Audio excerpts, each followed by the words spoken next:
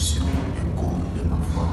Comme nous le savons bien, le 10 octobre de chaque année, l'Église nous propose de faire mémoire de Saint Daniel Comboni, fondateur des missionnaires cambodgiens du cœur de Jésus et des sœurs missionnaires cambodgiennes.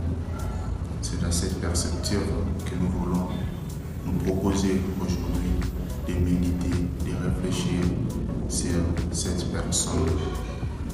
Avant d'entrer dans notre méandre à la découverte de Saint Daniel Comboni, nous avons 3 questions qui feront l'essentiel de notre réflexion. Primo, qui est Saint Daniel Comboni? Secondo, quelle a été sa mission? Tertio, comment vivre aujourd'hui la mission à la suite de Saint Daniel Comboni? Pour répondre à la première question, Saint Daniel Comboni est né le 15 mars 1831 à Sucorda, en Italie, fils de Dominique Delus, et décédé le 10 octobre 1881 à Khartoum, au Soudan. Il a été canonisé le 5 octobre 2003 au Vatican par le pape Saint Jean-Paul II. Nous pouvons résumer la mission de Saint Daniel Comboni par ses propres mots: sauver l'Afrique par l'Afrique. Elle a été le défi que Comboni avait lancé à son époque, que les Africains eux-mêmes deviennent protagonistes de l'évangélisation.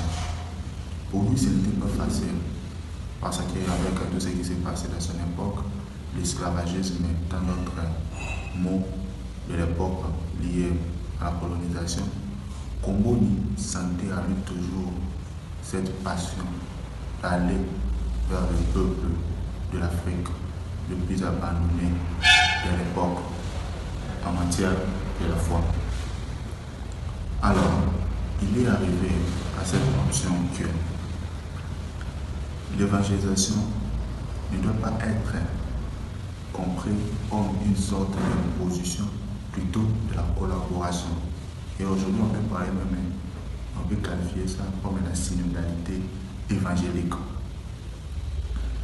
Synodalité évangélique, parce que c'est une chose qui n'est pas imposée, que nous tous, nous faisons route ensemble pour découvrir de quoi nous sommes appelés, et chacun de nous arrive à prendre ses engagements pour l'unification de l'Église, de la société.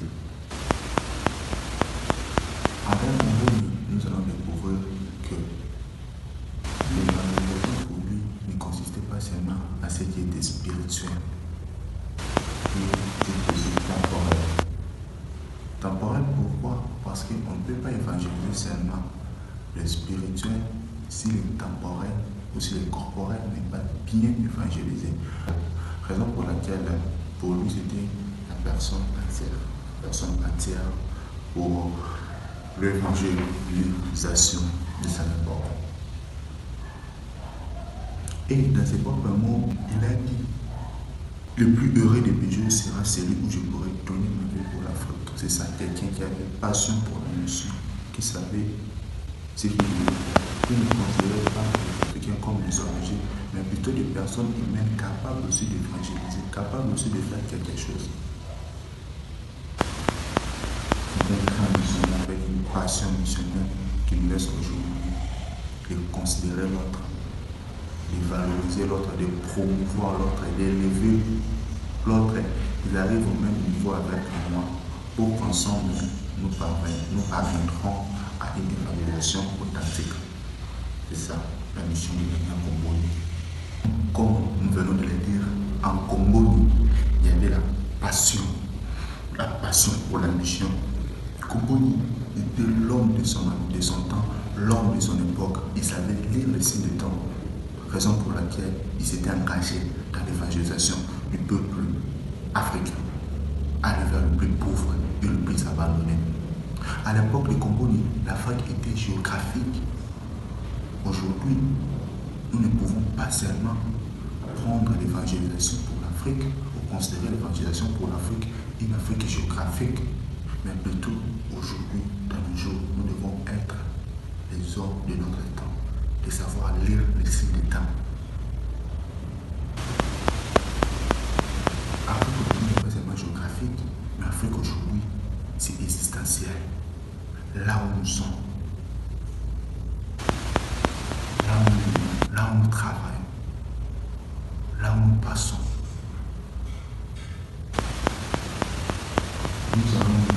Nous allons nous lamenter. Non, moi je ne suis pas missionnaire, moi je ne suis pas prêtre. Mais le jour de notre baptême, nous avons reçu 3 fonctions baptismales. Nous sommes devenus des prêtres, des rois et des prophètes. Par le second baptême, nous sommes déjà appelés à évangéliser. L'évangélisation ne consiste pas seulement à prendre la Bible, commencer à se promener d'évangéliser. Oui, ça fait partie, c'est aussi une partie de l'évangélisation. Mais aujourd'hui, de notre monde aujourd'hui, nous devons évangéliser par notre manière de vivre, par notre manière de faire, par notre manière de penser, par notre manière d'être. Il y a des gens dans nos jours, des chrétiens dans nos jours, ils sont restés seulement des chrétiens des noms. Ils n'arrivent plus à vivre la cohérence entre la foi chrétienne et le vécu quotidien. C'est tout un problème. Parfois, les gens se posent une question, quelle personne est chrétienne? Et nous-mêmes aussi, nous sommes de thème. Parfois, nous-mêmes, notre manière de faire, notre manière de vivre, quand nous entrons à nous-mêmes, quand nous faisons l'introspection de notre propre vie chrétienne, parfois nous-mêmes, on se tombe, on se dit, oh, est-ce que moi, vraiment, est-ce que c'est moi? C'est moi qui ai posé cette acte, est-ce que c'est moi qui ai posé cette acte? Parfois, ça nous arrive. Les hommes, les femmes de notre temps, évangéliser les gens par notre manière de vivre. Aller dans les périphéries, comme le Père François nous appelle, périphérie géographique, mais aussi périphérie existentielle. De rejoindre l'homme dans son milieu de vie, rejoindre l'homme dans son milieu de travail, rejoindre l'homme là où il est, là où il travaille, là où il fait quelque chose. C'est là où nous sommes appelés. Nous ne pouvons pas rester là seulement, croiser le bras, chercher sortir de notre pays pour aller dans un autre pays. Oui, c'est bien. Dans notre famille, dans ma propre famille, est-ce que je suis en mesure d'évangéliser les gens? Est-ce que je suis en mesure de vivre la parole de Dieu comme il se doit? Dans le milieu du travail, dans nos associations, partout où nous sommes. Est-ce que nous sommes capables de vivre l'évangile? Aujourd'hui, les réseaux sont là. Bon, c'est une bonne chose pour nous tous. Nous ne pouvons pas créer même des groupes pour l'évangélisation. Ça fait partie aussi de l'évangile. Parce qu'aujourd'hui, c'est difficile de trouver quelqu'un, prendre un livre à lire. Prendre un livre pour lire, c'est difficile. Mais quand il y a des groupes, WhatsApp, Facebook, on partage les enseignements, les magistères, on partage ici, on partage. C'est déjà une manière aussi d'évangéliser, de promouvoir l'autre. Promouvoir l'autre ne signifie pas de réduire la personne elle-même, mais promouvoir l'autre avec ses valeurs, ses qualités. Regarder en l'autre comme une personne aimée de Dieu. Comment je suis aimé, cette personne aussi est aimée par Dieu. Mais pour arriver, il avait fait une expérience personnelle profonde de l'amour de Christ. Et cette expérience l'a permis d'être au service de ses frères et sœurs. Si aujourd'hui nous voulons être aussi des missionnaires, comme il disait, saints capables, être des pères de famille saints capables, être des femmes, être des hommes, être des jeunes, être saints et capables, nous devons vivre cette expérience intime. Et l'unité avec le Christ nous permettra de vivre l'évangile et d'être aussi en mesure d'annoncer cet évangile à d'autres personnes pour que ces personnes-là aussi deviennent évangélisateurs, évangélisatrices de leurs propres frères et sœurs. Merci beaucoup pour votre attention. C'est le peu que je vais partager avec vous.